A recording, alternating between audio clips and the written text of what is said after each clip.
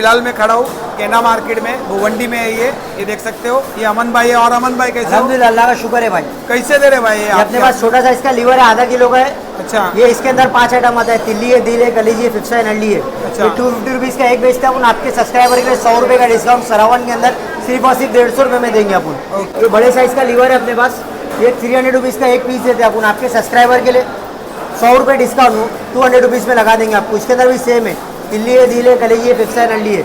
ये अपने पास खाली व्यवसाय है, 50 रुपये का एक देते हैं अपन। आपके सब्सक्राइबर के लिए 100 रुपये का 3 लगा देंगे अपन। 100 रुपये का 3। ये खाली तिल्ली अपने पास 20 रुपये का एक है। ये छिन्ना ही आता है अपना 20 रुपये का एक। ये बकरे का दिल है 40 का एक है, 350 रुपये किलो है भाई। क्या बहुत सस्ता है ये तो। ओके, आपका कॉन्टैक्ट नंबर बोल दो। Contact number 9136404023। गाइस, भाई का नंबर स्क्रीन पे दिख रहा है। आप लोगों को चाहिए तो आप लोग कांटेक्ट कर सकते हो। वीडियो अच्छी लगी हो तो लाइक करना, चैनल को सब्सक्राइब करना। हम फिर मिलेंगे एक नई इन्फॉर्मेशन के साथ। Thanks thank for you so watching. Much.